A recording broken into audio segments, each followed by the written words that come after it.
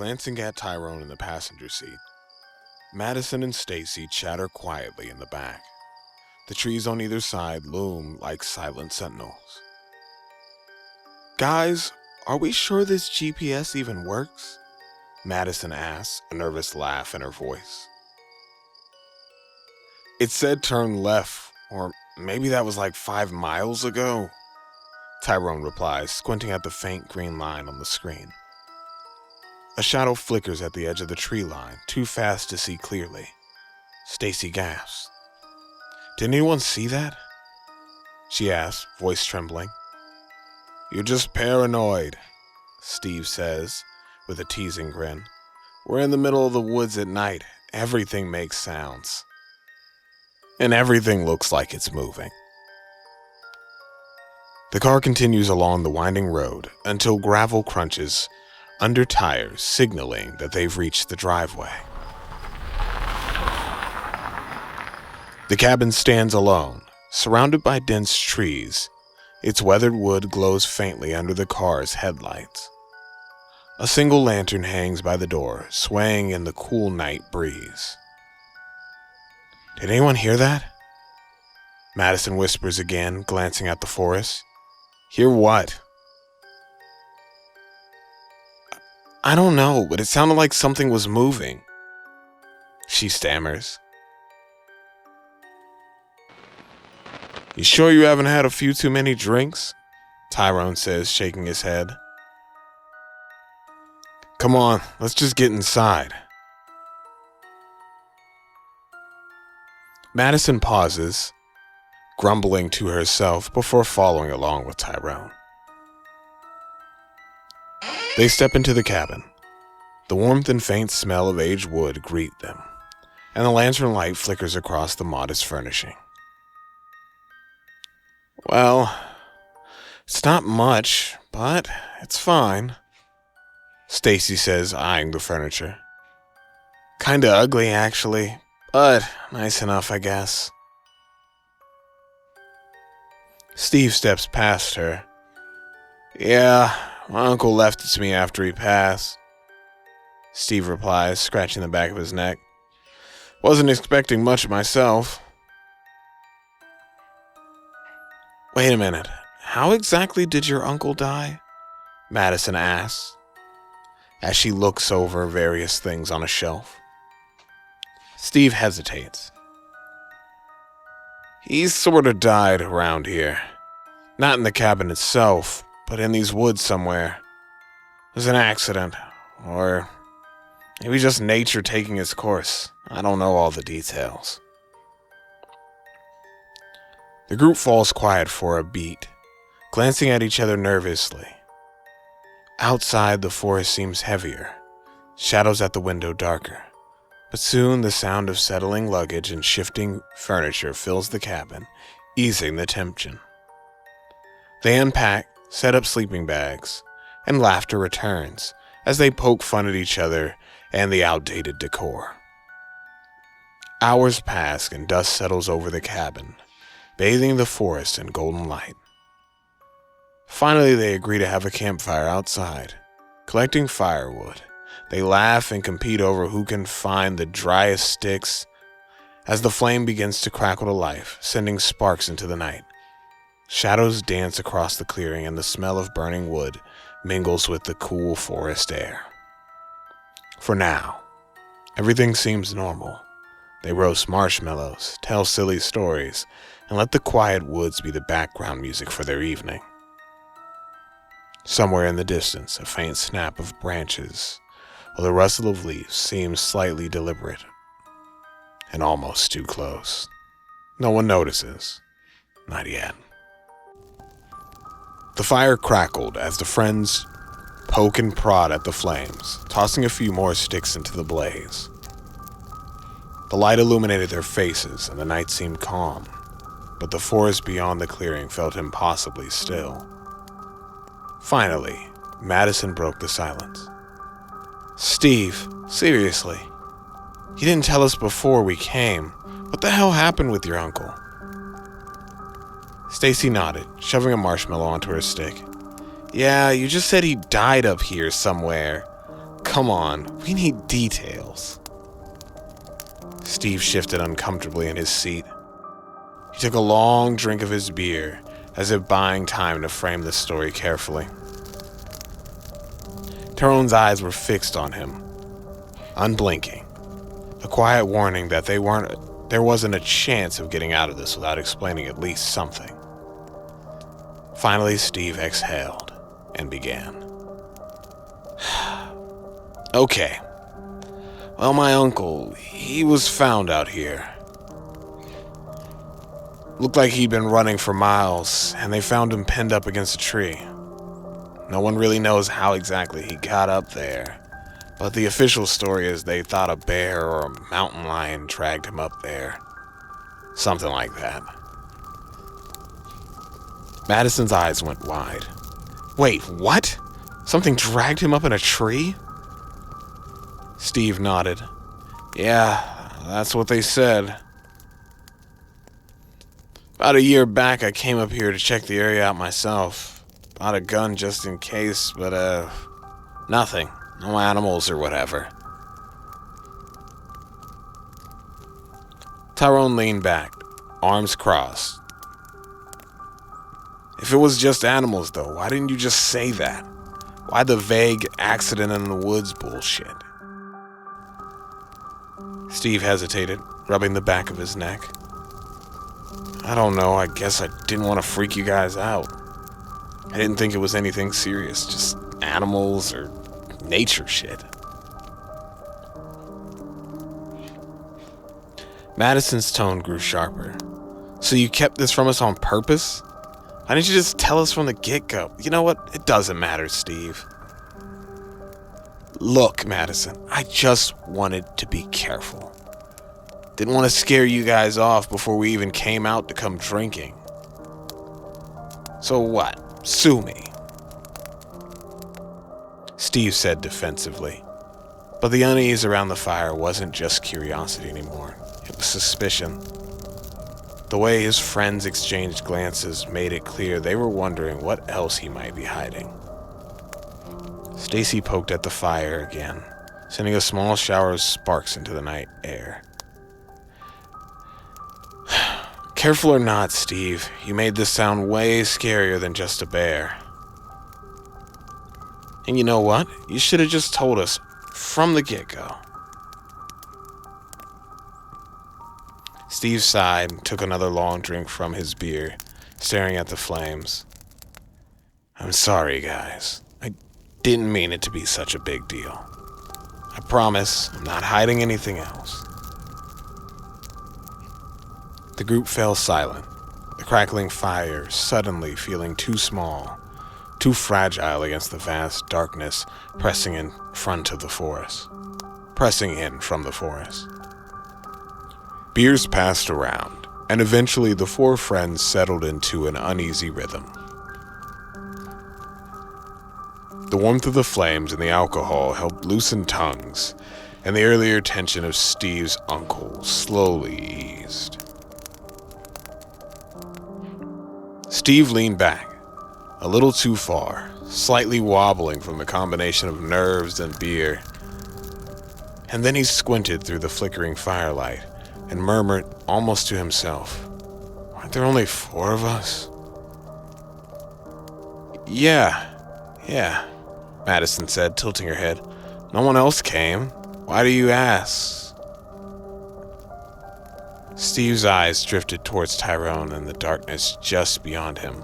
His voice slurred slightly as he asked, who's that sitting next to Tyrone?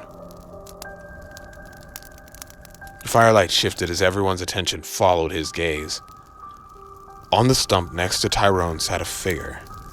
At first it almost seemed like a trick of the shadows, but as their eyes adjusted, the outline became horrifyingly clear. A ragged, thin, and emaciated figure. Skin hung loosely over their bones. Its clothes were tattered rags, torn and stained. Its head was tilted unnaturally to one side, and a faint, wet, rasping sound accompanied its breathing. Tyrone's chair scraped back sharply and then scraped back sharply, and he stumbled away, nearly toppling over himself. Oh shit, no, what the fuck? The group froze, beers halfway to their lips. Stacy's marshmallow stick fell to the ground. Madison's hands flew to her mouth. Then in a voice that was dry, whispery, and disturbingly playful, the figure spoke. "Wanna play my favorite game? Want to play my favorite game?" The flames seemed to flicker violently as if the fire itself recollected. The flames seemed to flicker violently as if the fire itself recoiled. The wind picked up just enough to carry the rasping, breathless words from the stump into the friend's ears like a warning. For a moment there was nothing, only the crackle of fire, the heavy breaths of the four friends, and the figure's ragged presence looming just a few feet away. The fire crackled and cast long, jittering shadows across the clearing. The four friends backed away instinctively, forming a tight circle around the flame. The figure on the stump, small and frail, leaned forward slightly, its head tilted almost like a child trying to mimic normal behavior, and then its voice rang out, eerie and dry. "You hide, and I seek." A tense silence fell. The friends stared at it, frozen as the figure raised its thin, bony arms and pressed them to what seemed to be its face. Its body shook ever so slightly, and a low rasping came from its chest. 1, 2, 3, 4. Each number was slow, deliberate, and somehow wrong, drawn out in a way that made the space around the fire feel colder. The figure counted methodically, rocking slightly from side to side, its emaciated frame barely moving, but somehow unnerving. Steve, still holding his beer like a talisman, whispered, "Is it really counting?" Tyrone's hand trembled as he gripped the back of his chair. It can't be real. No. 5, 6, 7. The rasping continued, steady, almost musical in its cadence. The friends glanced at each other, panic beginning to bubble beneath the surface. No one moved to leave. Their bodies seemed frozen in place as the figure counting became the pulse of the night, marking time for something dark and inevitable. 8, 9, 10. The rasping count had stopped at 10. That was all the group needed. "Oh, screw this," Tyrone muttered, shoving past Stacy and Madison toward the cabin. Steve followed more slowly, beer in hand, swaying slightly. Yeah, we don't need to stick around and watch." His words slurred, but his unease was clear. Madison and Stacy exchanged glances. Stacy's brow furrowed. "This has to be some kind of prank, right? Someone's messing with us." "I don't know," Madison said, voice tight. "I think this is real, and I'm not waiting around to find out." They hurried toward the cabin, the firelight behind them casting long, trembling shadows across the clearing. Tyrone practically threw open the door, and they all scrambled inside, slamming it shut behind them. Inside, the cabin felt smaller, almost claustrophobic. Tyrone leaned against the wall, breathing hard. "I'm not staying out there for 1 second more. I swear I'm leaving if this thing, whatever it is, doesn't just go away." Steve sank into a chair, taking another big long swig of his beer, trying to steady himself. It's It's fine. We're fine. We're fine."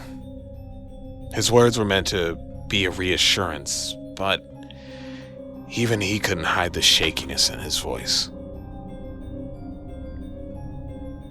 The girls were split. Stacy's hands were on her hips, a mix of irritation and defiance etched across her face. "This is so dumb. This is probably just someone pulling a prank on us, or some homeless guy." Madison, on the other hand, wasn't so sure. She sat on a log in the corner, her eyes darting towards the windows, fingers nervously tapping the wood. "I don't know, Stacy. I think it's real. Whatever it is out there, I don't know, it's creepy." As they spoke, from somewhere out in the darkness, a rasping, drawn-out voice floated toward them. 11, 12, 13, 14, 15. Ready or not, here I come. The group tensed, while Stacy rolled her eyes, at first muttering, yeah, ready or not.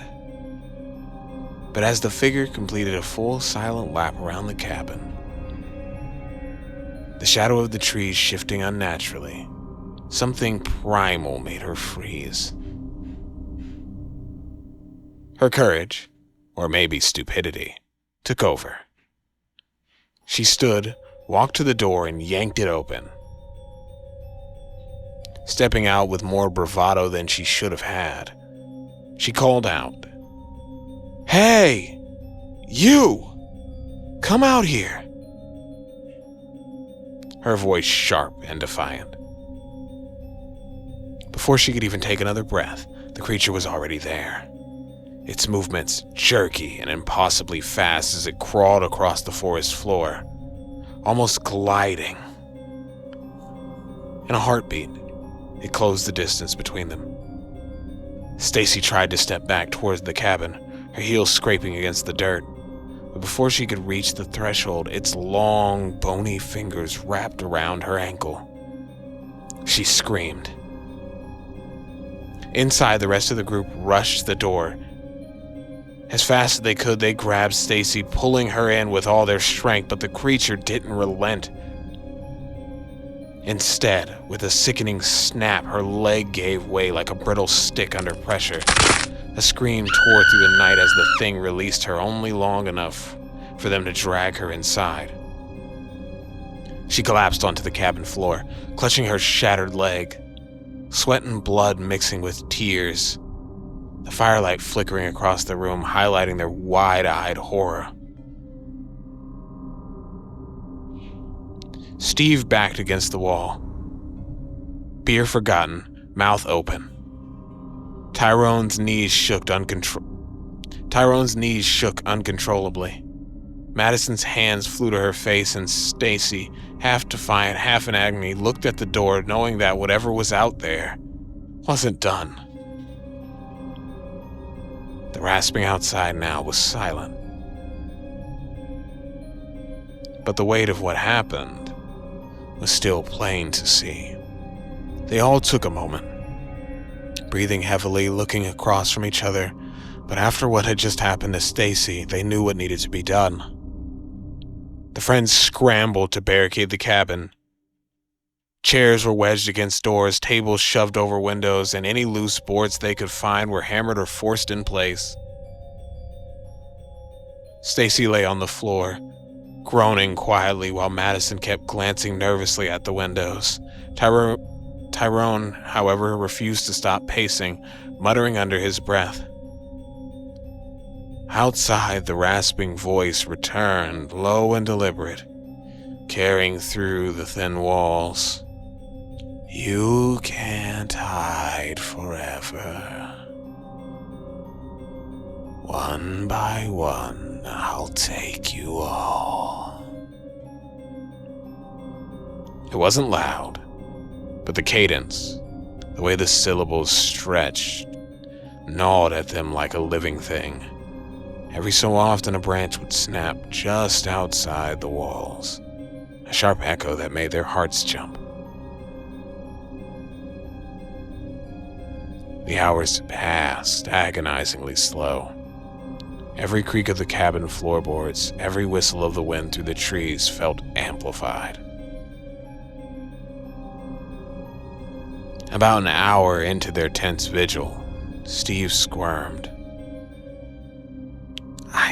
I gotta pee, he muttered. Madison and Tyrone shot him a dirty look, but he had no choice. He needed to go. He limped toward the bathroom, careful not to get too close to the windows.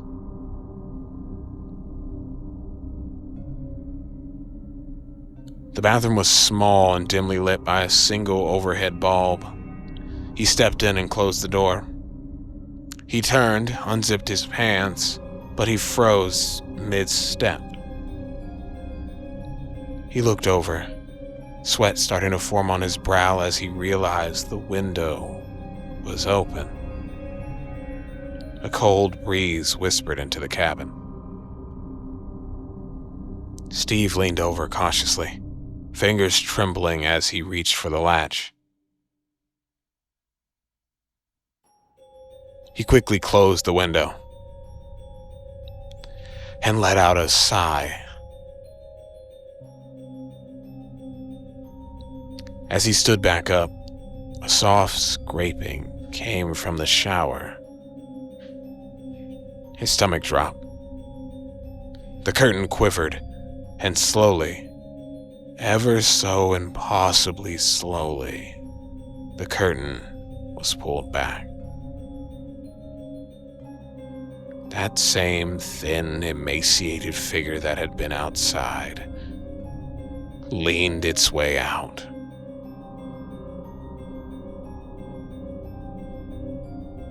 Its empty, hollowed eyes, or whatever passed for eyes, looked at him.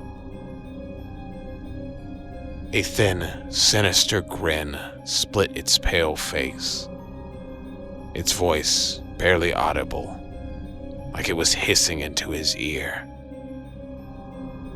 "Don't worry. You'll be with your family soon enough." Steve stumbled back, tripping over his own feet. His hands flew to his mouth as a strangled scream caught in his throat.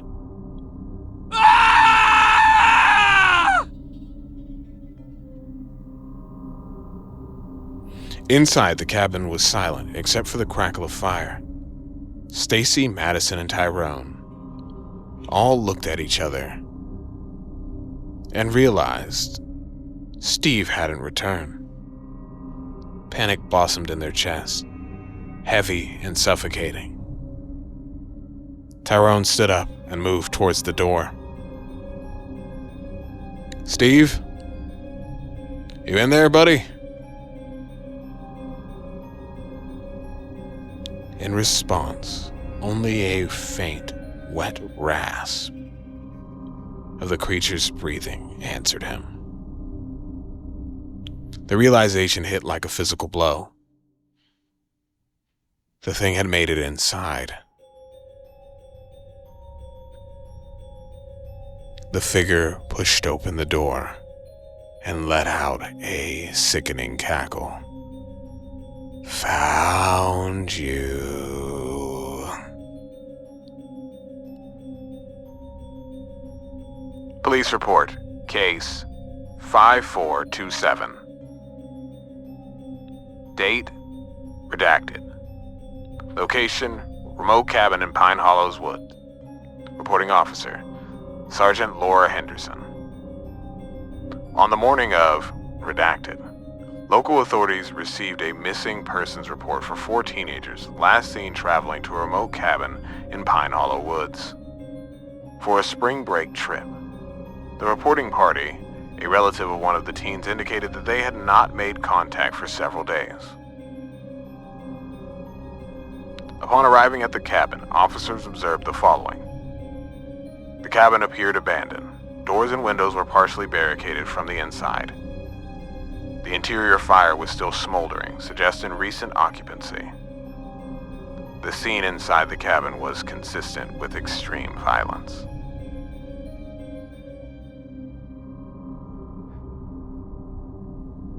Findings. Steve M. Located in the bathroom. No identifiable remains recovered. Initial assessment indicates complete dismemberment, consistent with sharp, non-industrial tools or extreme force. Tyrone B. Found in the living room area, body dismembered, only portions recovered. No sign of defensive wounds suggesting that the victim was restrained or incapacitated quickly. Madison K. Located in the kitchen. Recovered with severe trauma consistent with blunt force and tearing injuries to the head and torso. Stacy L. Found unconscious near the cabin door, exhibiting a compound fracture to the left leg, severe trauma to surrounding tissue. The survivor was transported immediately to Pine Hollows General Hospital. Observations. No conventional weapons were found inside or around the cabin.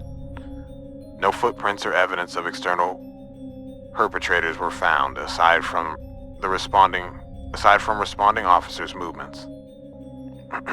Blood trails inside the cabin were inconsistent with normal accidents, indicating the victims were incapacitated systemically. Witness statements. Stacy, the sole survivor, reported an unidentified human figure outside the cabin which attacked the group. She described the figure as an emaciated, ragged, and unnaturally fast. Due to trauma, her account could not be fully corroborated. The cabin and surrounding areas were secured as a crime scene. Search units deployed to the surrounding woods. No additional victims or evidence found or recovered. Several officers were lost during the investigation. Currently, the events have been chalked up as a freak accident, and no further investigations are being carried out.